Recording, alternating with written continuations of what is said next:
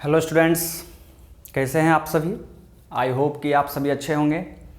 स्वागत है आप सभी का मेरे इस यूट्यूब चैनल में। आज मैं आपको यहाँ पर क्लास 11 का फिज़िकल वर्ल्ड चैप्टर 1 स्टार्ट करने जा रहा हूँ।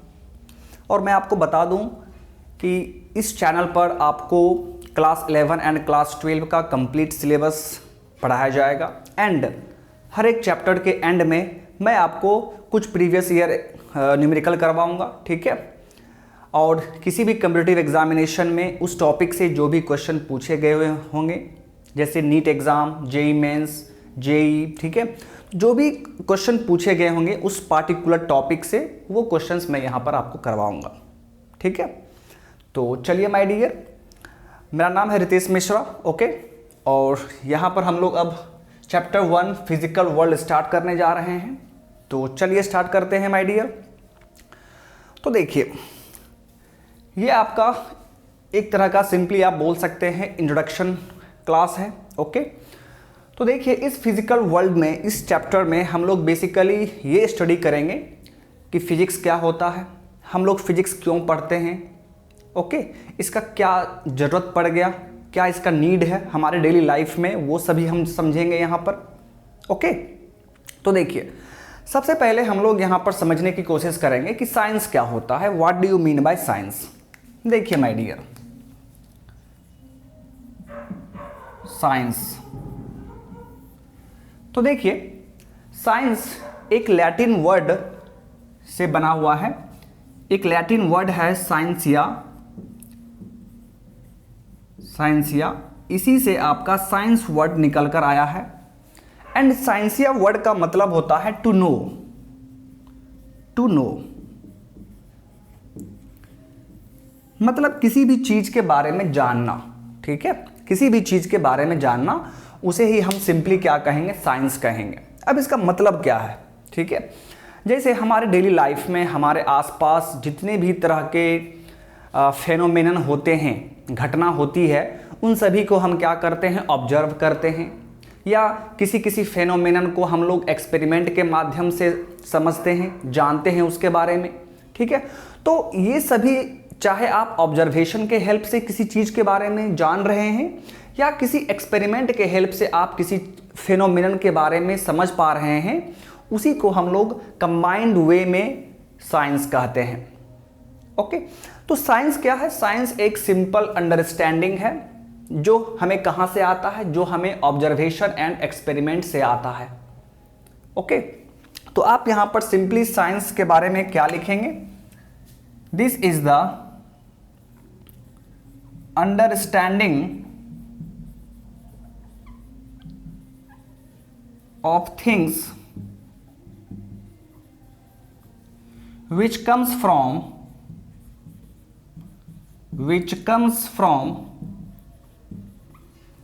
observations and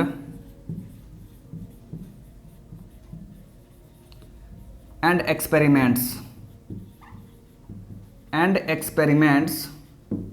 in organized way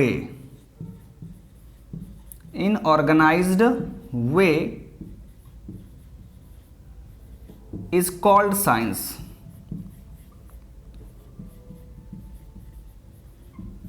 okay. चलिए, अब यहां पर देखिए, जैसा कि मैंने आपको बताया कि हम लोग क्या करते हैं, हम लोग किसी भी चीज को ऑब्जर्व करते हैं या एक्सपेरिमेंट के माध्यम से डिफरेंट फेनोमेनन को हम लोग समझते हैं, उसके बारे में जानते हैं। तो इसी पूरे ऑर्गेनाइज्ड, और जब उसे ऑर्गेनाइज्ड वे में हम लोग उसे देखते हैं तो उसे हम क्या कह देंगे, साइंस कह देंगे। अब यहाँ पर आप एक चीज़ नोटिस कीजिए, जब आप किसी चीज़ को ऑब्जर्व कर रहे होंगे तो वो आपका जो थिंग होगा, वो थिंग आपका लिविंग थिंग भी हो सकता है, नॉन लिविंग थिंग भी हो सकता है। जैसे आप किसी चीज़ को ऑब्जर्व कर रहे हैं, ठीक है, जैसे फॉर एग्जाम्पल एक स्टोन आपका किसी बिल्डिंग से नीचे गिर रहा है और आप उस स्टोन को ऑब्जर्व कर रहे हैं। तो स्टोन क्या है, मेरा स्टोन है नॉन लिविंग थिंग, ठीक है।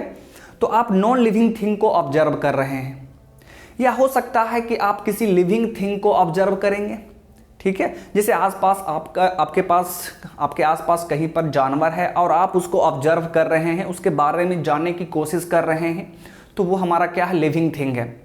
तो यहाँ पर दो केस हो सकता है कि हम लोग जो किसी चीज़ के बारे में जानते हैं, ठीक है, चाहे ऑब्जर्वेशन से चाहे एक्सपेरिमेंट से, तो वो आपका थिंग दो तरह का हो सकता है, living thing and non living thing. तो फिर अगर हम लिविंग थिंग का ऑब्जर्वेशन कर रहे हैं, अगर हम लिविंग थिंग्स के बारे में जान रहे हैं, कुछ हमें नॉलेज मिल रहा है, तो उस साइंस को क्या कहेंगे? तो उस साइंस को हम लोग बायोलॉजिकल साइंस कहते हैं। अगर आपका थिंग लिविंग है तो उसे बायोलॉजिकल साइंस कहेंगे, और अगर हमारा थिंग्स नॉन लिविंग है तो उस साइंस को हम लोग फिजिकल साइंस कहेंगे।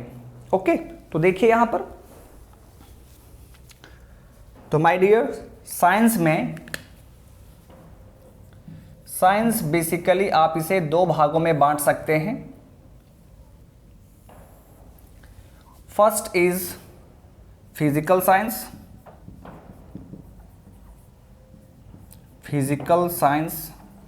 And second is biological science.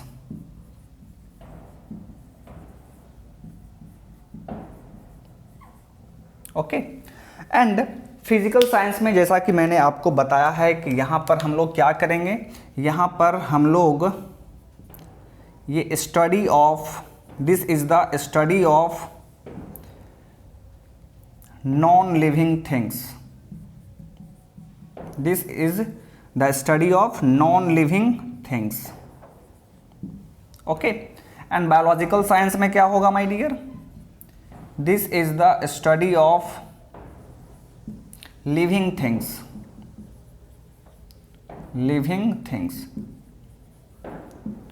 अब इसका एग्जाम्पल क्या होगा?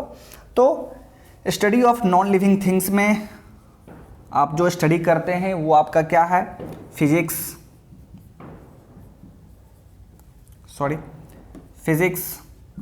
केमिस्ट्री, ओके, ज्योग्राफी बोल सकते हैं आप, ज्योग्राफी, ईटीसी, यानी ये सभी साइंस जो हैं वो क्या है? Physical science. ये सभी आपका फिजिकल साइंस है। ओके, फिर यहाँ पर देखिए बायोलॉजिकल साइंस में हम लोग लिविंग थिंग्स के बारे में नॉलेज गेन करते हैं। तो इस बायोलॉजिकल साइंस में कौन कौन सा एग्जाम्पल होगा माय डियर? तो देख लीजिए, इसमें आपका जूलॉजी, इसमें आपका जूलॉजी होगा, बॉटनी,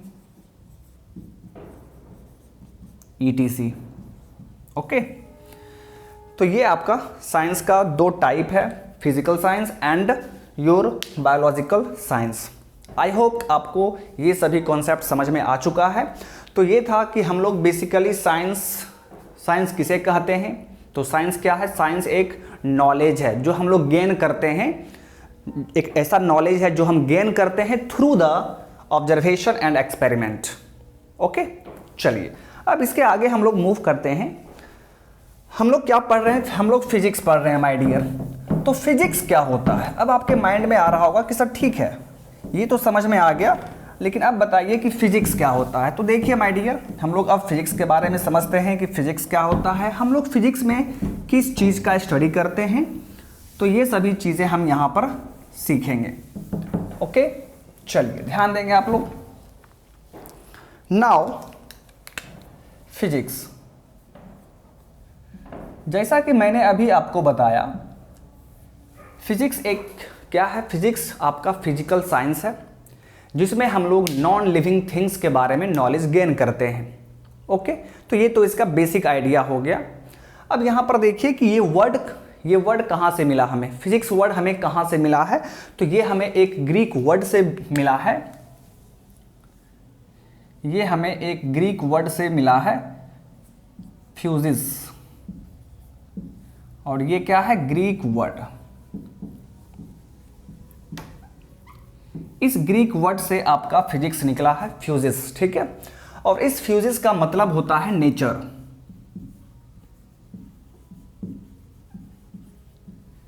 इस फ्यूजिस का मतलब होता है nature. Okay, that means physics क्या है? तो फिजिक्स एक ऐसा साइंस है, फिजिक्स एक ऐसा साइंस है जिसमें हम लोग नेचर एंड नेचुरल फेनोमेनन का स्टडी करते हैं। जितने भी तरह का नेचुरल फेनोमेनन होता है उन सभी फेनोमेनन को हम लोग यहाँ पर स्टडी करते हैं। ओके, तो यदि आपसे कोई पूछे कि बताओ बाबू व्हाट इज फिजिक्स, तो आप क्या बोलेंगे? Physics is that branch of science in which we study about nature and natural phenomenon. Okay, तो देखिए यहां पर इसका डेफिनेशन क्या होगा my dear. Physics is that branch of science in which we study about nature and natural phenomenon।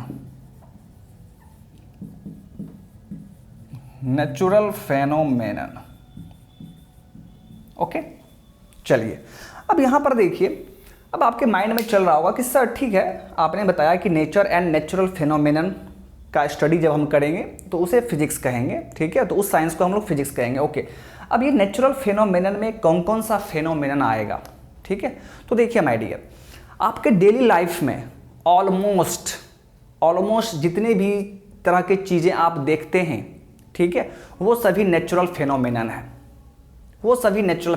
है।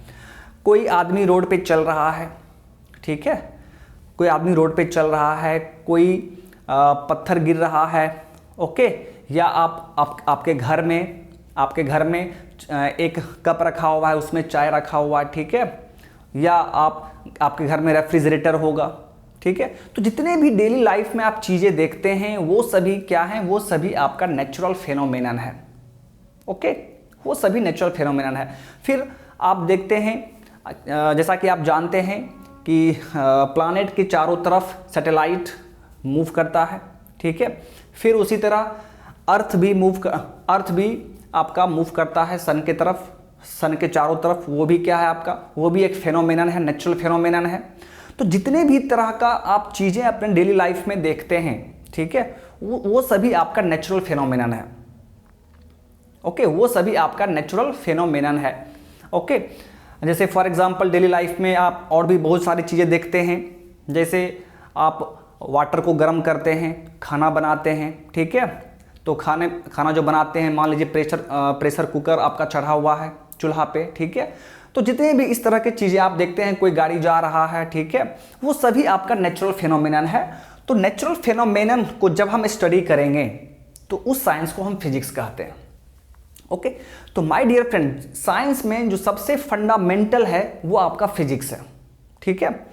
इस physics के हेल्प से आप डिफरेंट ब्रांचेस को अच्छी तरीके से स्टडी कर सकते हैं, चाहे आपका केमिस्ट्री हो, चाहे बायोलॉजी हो, चाहे एस्ट्रोनॉमी हो, जितने भी तरह के साइंसेज हैं उन सभी को आप फिजिक्स के हेल्प से काफ़ी बेहतर तरीके से समझ सकते हैं। ओके, जैसे आप एक्सरे पढ़ते हैं, एक्सरे, ऑप्टिकल माइक्रोस्कोप पढ़ते हैं, ठीक है, तो ये सभी आप क्या है, वो सभी आप फिजिक्स के हेल्प से बेहतर समझते हैं। बात समझ में आ रहा है? फिजिक्स के हेल्प से आप उस चीज़ों को बेहतर तरीके से समझते हैं। चाहे एस्ट्रोनॉमिकल साइंस हो, ठीक है, उसमें भी आप फिजिक्स के हेल्प से एस्ट्रोनॉमी को बेहतर समझते हैं, बेहतर समझ पाते हैं, ठीक है। तो फिजिक्स का हमारे डेली लाइफ में काफ़ी इंपॉर्टेंस है। ये जितने भी तरह के साइंसेज होते हैं उन सभी साइंस में फिजिक्स आपका सबसे फंडामेंटल है। ओके, तो चलिए अब यहाँ पर देखिए, जैसा कि आपने देखा फिजिक्स किस वर्ड से आया है, फ्यूजिस वर्ड से आया है, जो कि ग्रीक वर्ड है और जिसका मतलब क्या होता है, नेचर। ओके, अब यहाँ पर देखिए, तो फिजिक्स, ये फिजिक्स वर्ड जो है इसको संस्कृत में हम लोग भौतिकी कहते हैं। संस्कृत में हम लोग क्या कहते हैं इसको? भौतिकी। संस्कृत में आप इसे भौतिकी कहेंगे। ओके, जो कि एसोसिएटेड है विद द फिजिकल वर्ल्ड, ठीक है, फिजिकल वर्ल्ड से ये एसोसिएटेड है आपका भौतिकी, ठीक है। तो चलिए, आई होप कि आपको ये समझ में आ गया होगा कि फिजिक्स क्या है, ठीक है, फिजिक्स हम लोग क्यों पढ़ते हैं, इसमें हम लोग किस चीज़ का स्टडी करते हैं। ओके, आई होप कि आपको ये समझ में आ गया होगा। चलिए अब इसके आगे स्टडी करते हैं। अब यहाँ पर हम लोग बेसिकली ये देखने वाले हैं कि हम लोग फिजिक्स का जो स्टडी करते हैं वो किस प्रिंसिपल पर बेस्ड है। उसमें हम स्टडी करते हैं, जो हमारा अप्रोच होगा वो अप्रोच किस प्रिंसिपल पर बेस्ड है।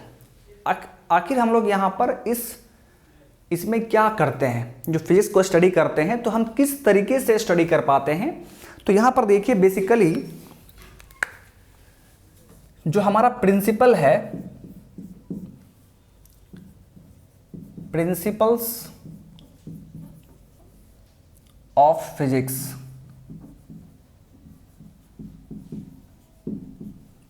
प्रिंसिपल्स ऑफ फिजिक्स के बारे में अब हम लोग यहां पर बात करेंगे। देखिए बेसिकली दो प्रिंसिपल यहां पर है, ठीक है। दो प्रिंसिपल के हेल्प से हम लोग फिजिक्स को स्टडी करते हैं, ठीक है। जो आपका जो फर्स्ट प्रिंसिपल है my dear, first principle is unification, unification, and second principle is reductionism, reductionism.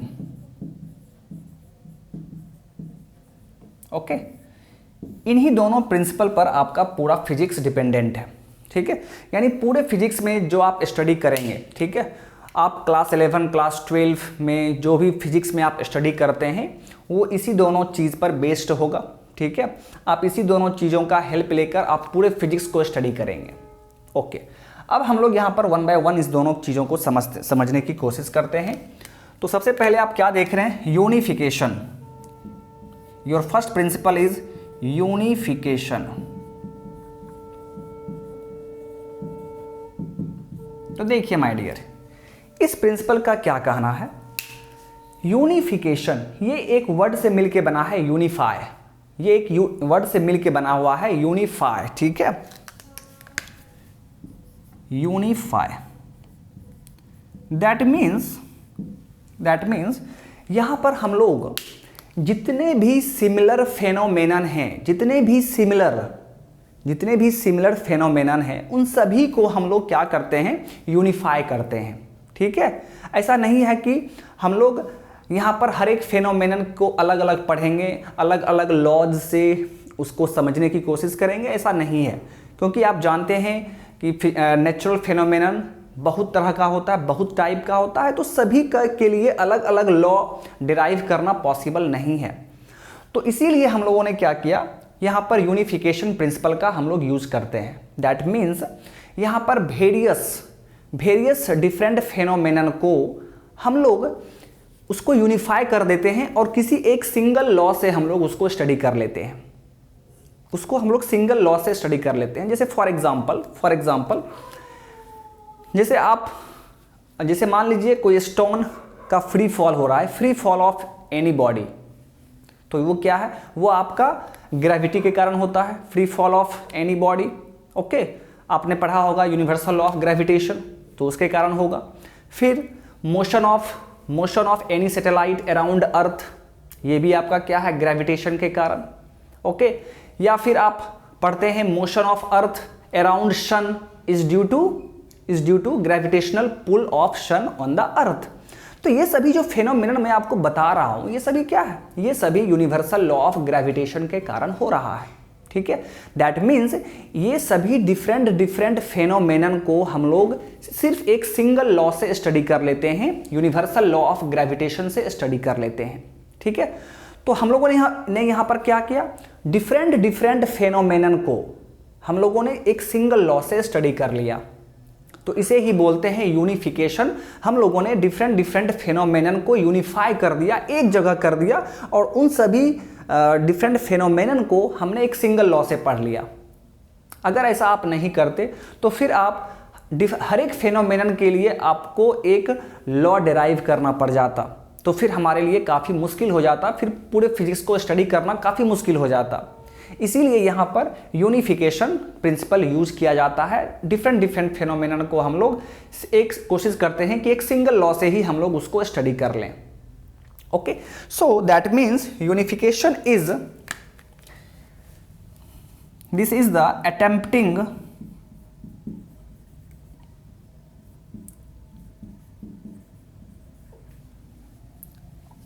और this is the attempt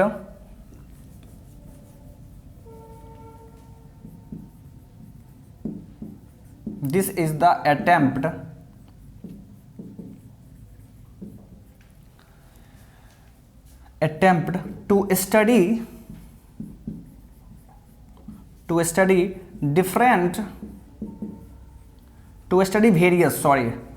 study various phenomenon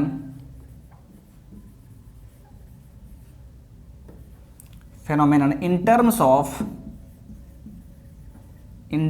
of few fundamental laws.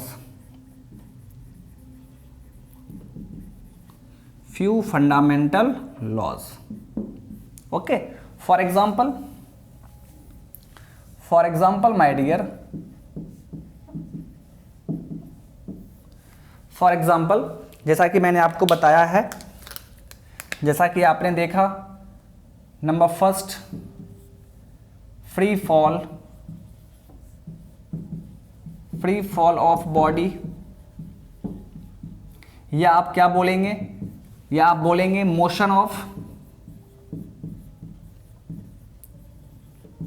Motion of satellites around earth, या आप क्या बोलेंगे motion of earth around sun. तो देखिए ये आपका क्या है, वेरियस फेनोमेनन है, लेकिन इस वेरियस फेनोमेनन को हम लोग क्या करते हैं, एक सिंगल लॉ से स्टडी कर लेते हैं, और वो लॉ आपका क्या है, वो है आपका universal law of gravitation. Universal law of gravitation.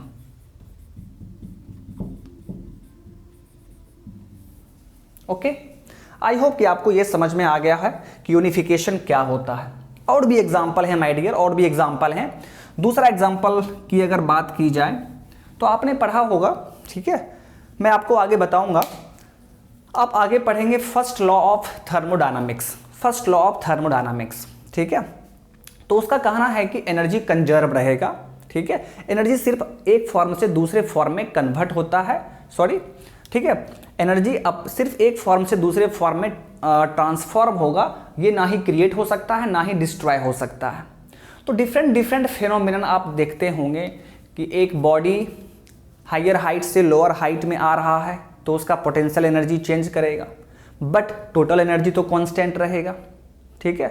तो वो हम स्टडी करते हैं किसके हेल्प से, फर्स्ट लॉ ऑफ थर्मोडायनामिक्स के हेल्प से, या सिंपली आप बोल सकते हैं कंजर्वेशन ऑफ एनर्जी के हेल्प से।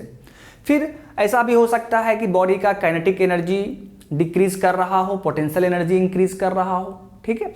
तो इस तरह के जितने भी वेरियस फेनोमेनन्स होंगे उन सभी को हम लोग एक single law conservation of energy से स्टडी कर लेंगे। बात समझ में आ रहा है? तो यही है आपका यूनिफिकेशन।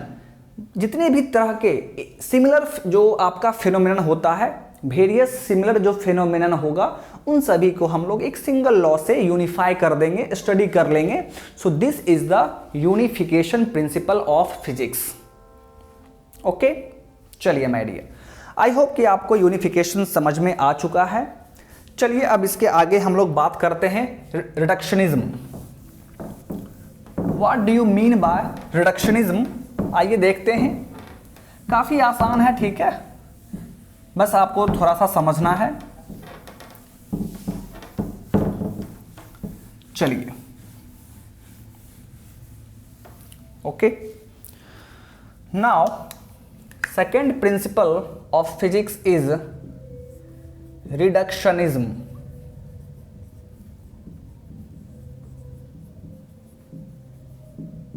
अब यहां पर देखिए, जिस तरह आपने यूनिफिकेशन में वर्ड देखा था यूनिफाई, उसी तरह रिडक्शनिज्म में एक वर्ड है रिड्यूस। ओके, यहां पर आप देख पा रहे हैं ये एक वर्ड यहां पर छिपा हुआ है जो कि क्या है, रिड्यूस। ओके, चलिए अब इसका क्या मतलब है।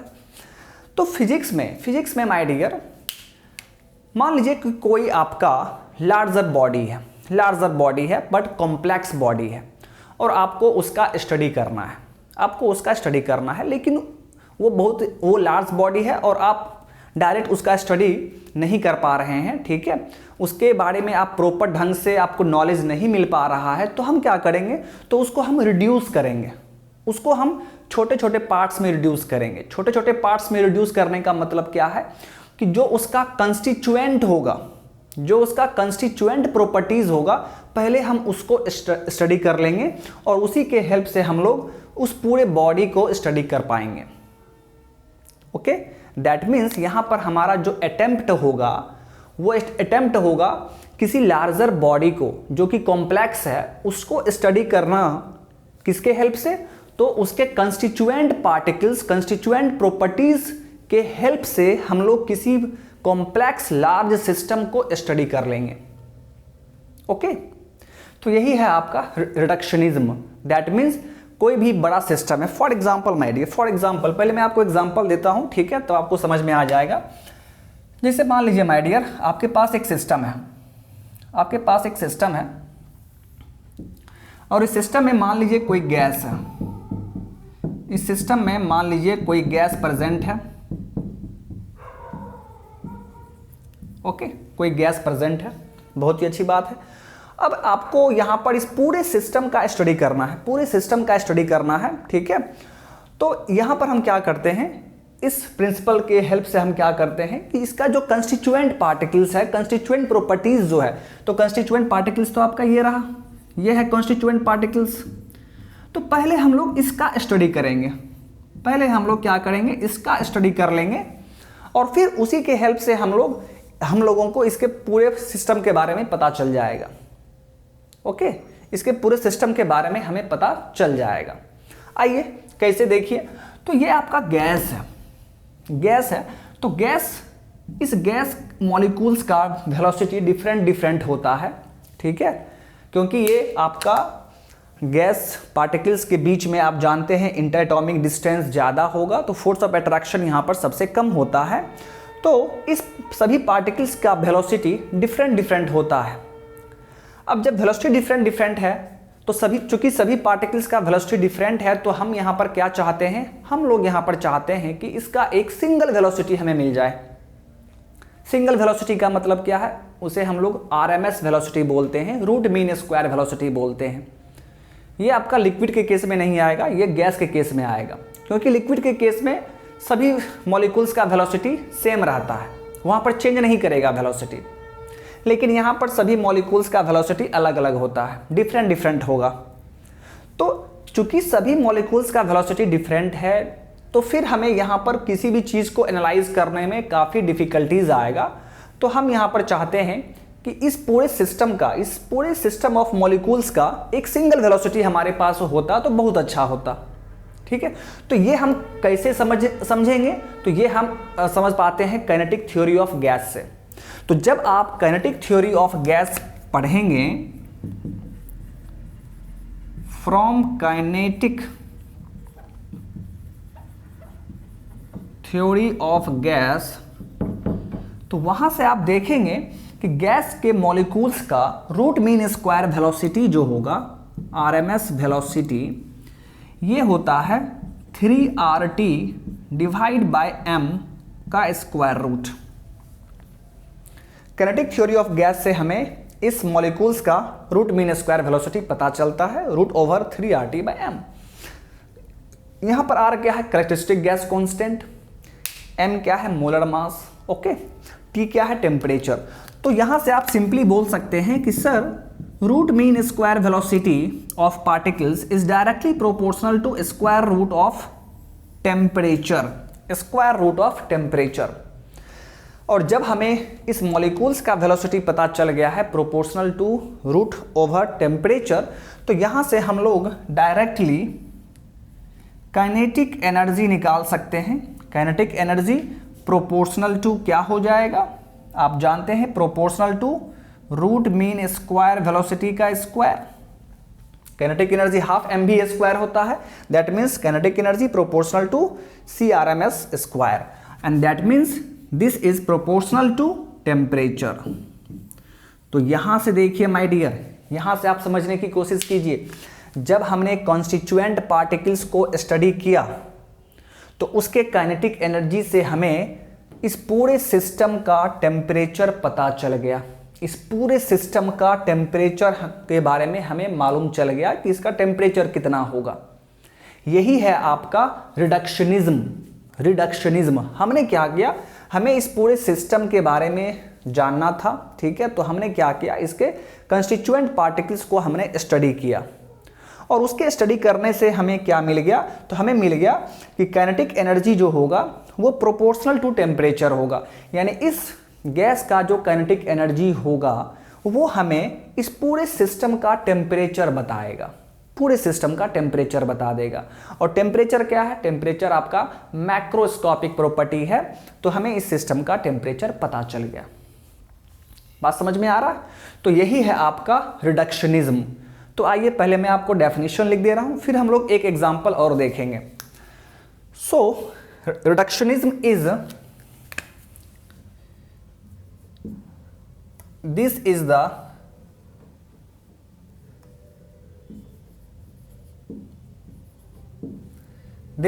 attempt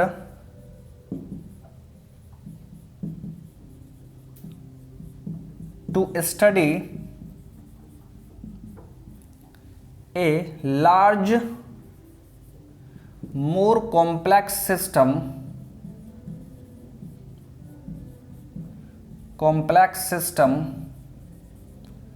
by studying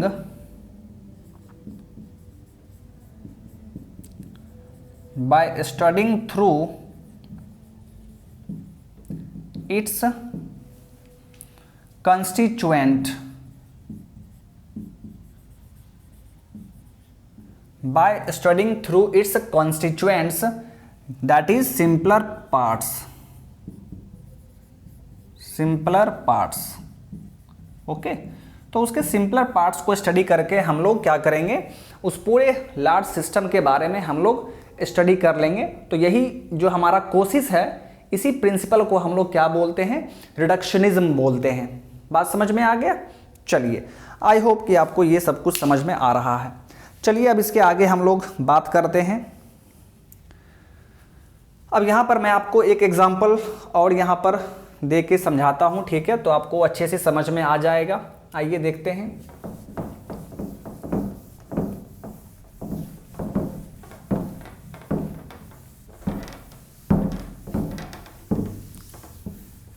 ओके, देखिए माय डियर, फॉर एग्जाम्पल, ठीक है, ध्यान से देखिएगा। फॉर एग्जाम्पल, आपको मान लीजिए रेफ्रिजरेटर, ये मान लीजिए रेफ्रिजरेटर है,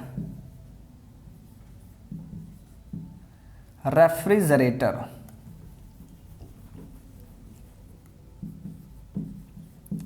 ये आपका मान लीजिए रेफ्रिजरेटर है और इस रेफ्रिजरेटर को आपको स्टडी करना है, इसके बारे में आपको नॉलेज गेन करना है, ठीक है। मान लीजिए आपके घर में रेफ्रिजरेटर रखा हुआ है, ठीक है, तो आपको इसके बारे में जानना है, ठीक है। तो आप क्या करेंगे, ठीक है, आप इस रेफ्रिजरेटर को सामने से देखेंगे तो आपको इसके बारे में कंप्लीट नॉलेज नहीं मिल पाएगा, क्यों? क्योंकि ये कॉम्प्लेक्स सिस्टम है, बहुत ही बड़ा सिस्टम है, कॉम्प्लेक्स सिस्टम है। तो आपके घर में रेफ्रिजरेटर रखा हुआ है, तो आप बाहर से देखेंगे तो आपको कुछ भी समझ में नहीं आएगा। तो फिर आपको क्या करना पड़ेगा, तो आपको इसका जो सिंपलर पार्ट होगा, जो कॉन्स्टिट्यूएंट पार्ट्स होगा, पहले उसका स्टडी करना पड़ेगा। तो इसका जो कंस्टिट्यूएंट पार्ट्स होगा आप देखते होंगे, तो उसमें आपने देखा होगा evaporator, condenser,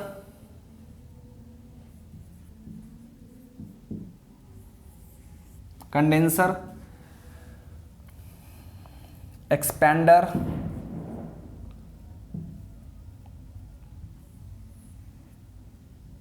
okay. Evaporator, condenser, expander और क्या होता है, कंप्रेसर। ये 4 डिवाइस होता है, ठीक है, 4 डिवाइस आप रेफ्रिजरेटर में देखते हैं, ठीक है। Evaporator, condenser, expander and compressor. तो 4 डिवाइस होगा, ठीक है। ये कंप्रेसर है। तो आप क्या करेंगे, तो आप सबसे पहले इन सभी पार्ट्स को स्टडी करेंगे, इन सभी पार्ट्स को स्टडी करेंगे। और जब आप इस सिंपल पार्ट्स को, इस कंस्टिट्यूएंट पार्ट्स को स्टडी कर लेंगे तो फिर आप इस रेफ्रिजरेटर के बारे में आपको कंप्लीट आइडिया हो जाएगा, आपको कंप्लीट नॉलेज मिल जाएगा। तो रेफ्रिजरेटर को to know about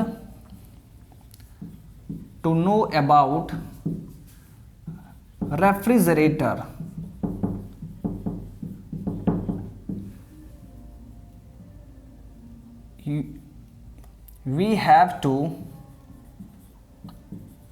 we have to study its constituent parts at first। पहले हमें उसे कंस्टिट्यूएंट पार्ट्स को स्टडी करना होगा। और इसके कंस्टिट्यूएंट पार्ट्स कौन कौन से हैं, तो फर्स्ट पार्ट्स को आप क्या बोलेंगे, इवापोरेटर। फिर सेकेंड पार्ट क्या होगा, कंप्रेशर। फिर थर्ड पार्ट क्या होगा, condenser. And fourth part expander. तो इन चारों पार्ट्स को पहले आपको स्टडी करना होगा। और जब आप इन चारों पार्ट्स को स्टडी कर लेंगे तो फिर आप रेफ्रिजरेटर के बारे में आपको कंप्लीट नॉलेज मिल जाएगा। तो यहाँ पर हम क्या कर रहे हैं, यहाँ पर तो हम वही कर रहे हैं ना जी, रिडक्शनिज्म कर रहे हैं। हमने क्या किया, हमें इस पूरे सिस्टम के बारे में जानना है। तो हमने क्या किया, इस पूरे सिस्टम को हमने रिड्यूस कर दिया, छोटे छोटे पार्ट्स में हमने तोड़ दिया। इवापोरेटर, कंप्रेशर, कंडेंसर और आपका एक्सपेंडर, तो छोटे छोटे पार्ट्स में हमने इसको तोड़ दिया। इसका कंस्टिट्यूएंट पार्ट ये है। तो पहले हम इसका स्टडी करेंगे और उसके बाद फिर हम क्या करेंगे, फिर हमें रेफ्रिजरेटर के बारे में ऑब्वियस सी बात है कंप्लीट नॉलेज हमें मिल जाएगा, ठीक है। So this is the reductionism principle. Okay, चलिए एक और एग्जांपल लेके आपको समझाते हैं, ठीक है। एक और एग्जांपल देख लीजिए माय डियर। हमारा एटमॉस्फेयर, ठीक है, हमारा एटमॉस्फेयर, अगर आपको बोला जाए कि बाबू इस एटमॉस्फेयर को स्टडी करो तुम, ठीक है, इस एटमॉस्फेयर को अगर आपको स्टडी करना हो तो एटमॉस्फेयर क्या है, हमारा एक लार्ज सिस्टम है। एटमॉस्फेयर हमारा क्या है, लार्ज सिस्टम है। यहाँ पर आप कॉम्प्लेक्स सिस्टम भी बोल सकते हैं। और आपको जब इसका स्टडी करना है, ठीक है, तो हम लोग डायरेक्ट नहीं करेंगे, हम लोग पहले क्या करेंगे, इसको रिड्यूस करेंगे, छोटे छोटे पार्ट्स में इसको हम ब्रेक करेंगे, ठीक है, इसके कंस्टिट्यूएंट पार्ट में ब्रेक करेंगे। और फिर हम लोग उस छोटे छोटे स्मॉलर पार्ट्स को स्टडी करेंगे। और फिर जब हमें उस सभी का स्टडी हम कर लेंगे तो फिर हम आसानी से एटमॉस्फेयर के बारे में बता सकते हैं, क्योंकि हमें अब एटमॉस्फेयर के बारे में कंप्लीट नॉलेज हो गया रहेगा। ओके, तो जैसे कि देखिए, जैसे मान लीजिए ये आपका एटमॉस्फेयर है, एटमॉस्फेयर। तो एटमॉस्फेयर में माय डियर फ्रेंड, यहां पर जो एयर होता है, जो आपका एयर है एटमॉस्फेयर में, उस एयर को हम लोग मॉइस्ट एयर बोलते हैं। इस एयर को हम लोग क्या बोलते हैं, मॉइस्ट एयर। मॉइस्ट एयर का मतलब होता है dry air plus water vapour, plus water vapour. मतलब हमारे आसपास जो भी एयर है, उस एयर को आप सिंपली एयर नहीं बोलते हैं, ठीक है, ऐसे तो हम लोग एयर ही बोलते हैं सिंपली, लेकिन उसका नाम, एक्चुअल नाम है मॉइस्ट एयर, क्योंकि उस एयर में आपका ड्राई एयर भी है और वाटर वेपर भी है, दोनों मिक्स है, ठीक है। तो यदि आपको इस एटमॉस्फेयर का प्रेशर पूछा जाए, जिसे आप एटमॉस्फेरिक प्रेशर कहते हैं, तो उसे आप कैसे लिखेंगे, तो उसे आप लिखते हैं एटमॉस्फेरिक प्रेशर, PATM, या उसे हम बोलेंगे टोटल प्रेशर, टोटल प्रेशर। और ये क्या हो जाएगा, तो चूंकि मॉइस्ट एयर, चूंकि हम एटमॉस्फेरिक प्रेशर निकाल रहे हैं और एटमॉस्फेयर में हमारा ड्राई एयर भी है, वाटर वेपर भी है, दैट मीन्स टोटल प्रेशर क्या हो जाएगा, pressure of dry air and pressure of water vapour. This is the partial pressure of dry air, this is the partial pressure of water vapour. इसका मतलब यह है कि पहले आपको ड्राई एयर का पार्शियल प्रेशर निकालना पड़ेगा, फिर वाटर वेपर का पार्शियल प्रेशर निकालना पड़ेगा, फिर दोनों को ऐड कर देंगे आप, तो इस एटमॉस्फेयर का टोटल प्रेशर निकल जाएगा। तो हमने यहां पर क्या किया, इस एटमॉस्फेयर को हमने इसके कंस्टिट्यूएंट पार्ट में ब्रेक कर दिया, रिड्यूस कर दिया, छोटे छोटे पार्ट में हमने रिड्यूस कर दिया, एक आपका ड्राई एयर और एक आपका वाटर वेपर। और इस दोनों का स्टडी करके हम लोग आसानी से इस पूरे सिस्टम के बारे में स्टडी कर सकते हैं, इसके बारे में नॉलेज हम लोग गेन कर सकते हैं। ओके, तो ये दोनों था आपका principle of physics, principle of physics, जिसमें आपने देखा unification and reductionism. I hope कि आपको ये समझ में आ गया होगा। चलिए अब इसके आगे हम लोग बात करते हैं। अब हम लोग बात करेंगे domain of physics.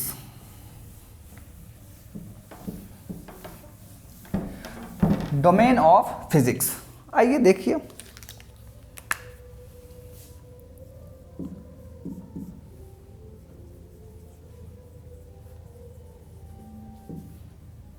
Domain of physics, देखिए माय डियर, फिजिक्स का दो डोमेन होता है, macroscopic domain and microscopic domain, दो डोमेन होता है। आइए दोनों के बारे में हम लोग स्टडी करते हैं, ठीक है। ध्यान से आप देखेंगे, डोमेन,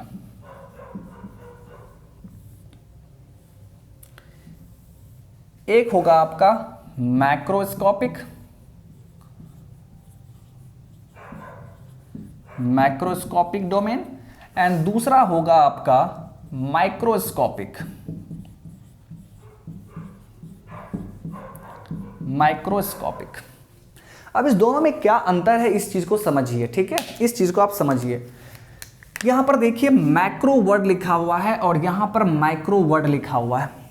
माइक्रो का मतलब होता है मॉलिक्यूलर लेवल, माइक्रो का मतलब होता है मॉलिक्यूलर लेवल, मतलब जब हम लोग मॉलिक्यूलर लेवल पर जाके नॉलेज गेन करेंगे, जब हम लोग मॉलिक्यूलर लेवल पर जाके नॉलेज गेन करेंगे, स्टडी करेंगे, तो उस डोमेन को हम माइक्रोस्कोपिक डोमेन कहेंगे। बात समझ में आ गया। तो माइक्रो का मतलब सिंपली क्या है, एट मॉलिक्यूलर लेवल, और मैक्रो का क्या मतलब है, मैक्रो का मतलब है बॉडी, मतलब यहां पर हम लोग पूरे बॉडी के बारे में स्टडी करेंगे। माइक्रोस्कोपिक में हम क्या करेंगे, पूरे बॉडी के बारे में स्टडी करेंगे। यहां पर मॉलिक्यूलर लेवल पे जाके स्टडी नहीं करना है, यहां पर आपका बॉडी लार्ज बॉडी होगा, बड़ा बॉडी होगा, ठीक है। तो पूरे बॉडी को हम एक ही बार में स्टडी कर लेंगे। ओके, यहां पर हम लोग मॉलिक्यूलर लेवल पर जाके स्टडी नहीं करेंगे, नॉलेज गेन नहीं करेंगे। लेकिन माइक्रोस्कोपिक में क्या होगा, हम लोग मॉलिक्यूलर लेवल पर जाके उसका स्टडी करेंगे, ठीक है। बात समझ में आ गया। इन दोनों का मतलब आई होप कि आपको समझ में आ गया होगा। ओके, जब हम लोग मैक्रोस्कोपिक अप्रोच को यूज करेंगे, जब हम लोग इस अप्रोच को यूज करेंगे स्टडी करने में, यानी सिंपली जब हम लोग पूरे बॉडी को स्टडी करेंगे, तो उस फिजिक्स को हम लोग क्लासिकल फिजिक्स कहते हैं। यानी ये क्या हो जाएगा आपका, ये आपका क्लासिकल फिजिक्स कहलाएगा, क्लासिकल फिजिक्स। और जब हम लोग बॉडी को मॉलिक्यूलर लेवल पर जाके स्टडी करेंगे, तो उस साइंस को, उस फिजिक्स को हम लोग क्वांटम फिजिक्स कहते हैं, क्वांटम फिजिक्स।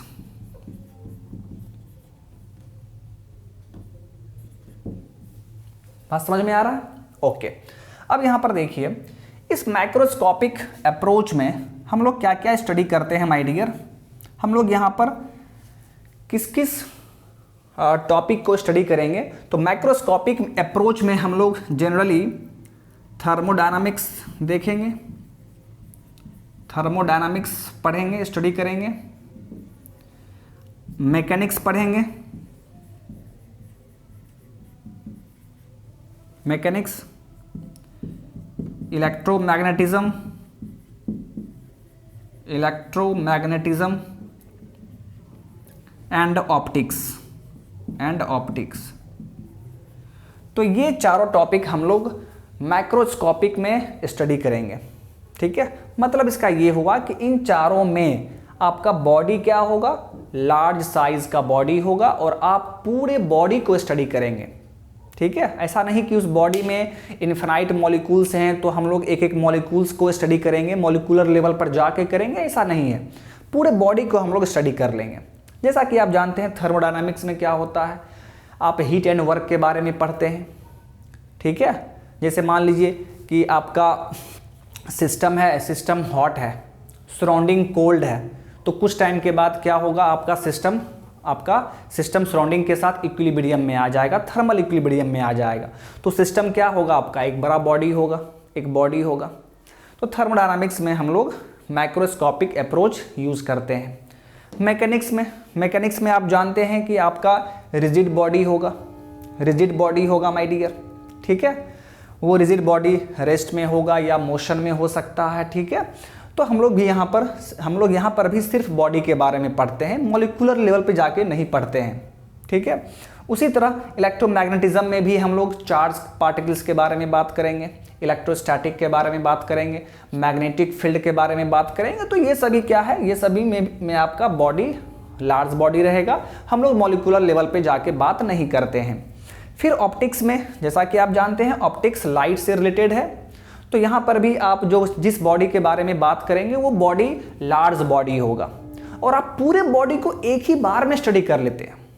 ओके, लेकिन माय डियर इस माइक्रोस्कोपिक में क्या होगा, ये जनरली इसमें आप मॉलिक्यूलर लेवल पर जाके स्टडी करते हैं, जिसे आप क्वांटम फिजिक्स बोलेंगे या आप इसे स्टैटिस्टिकल थर्मोडायनामिक्स बोलेंगे।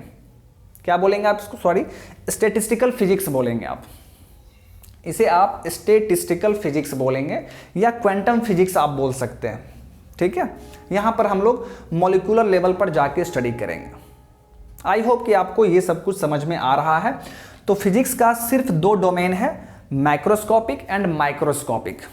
माइक्रोस्कोपिक में हम लोग पूरे बॉडी के बारे में बात करेंगे और इसे हम क्लासिकल फिजिक्स कहते हैं, और माइक्रोस्कोपिक में हम पूरे बॉडी के बारे में बात नहीं करेंगे, हम लोग सिर्फ मॉलिक्यूलर लेवल पर जाकर बात करते हैं। ओके, सो आई होप कि आपको ये सभी कॉन्सेप्ट अच्छे तरीके से समझ में आ गया होगा। ओके, तो चलिए माय डियर, यदि आपको ये सेशन अच्छे तरीके से समझ में आ गया होगा तो प्लीज़ आप अपने फ्रेंड्स में इस चैनल को शेयर कर दीजिए एंड चैनल को सब्सक्राइब कर दीजिए। ओके, तो चलिए माय डियर, आज के इस सेशन को हम लोग यहीं पर स्टॉप करते हैं। मिलते हैं फिर नेक्स्ट सेशन में, और नेक्स्ट सेशन में हम लोग इसके आगे की चीज़ों को कंटिन्यू करेंगे। ओके, तो ठीक है माय डियर, तो इस सेशन को हम लोग यहीं पर स्टॉप करते हैं। Thank you, bye bye.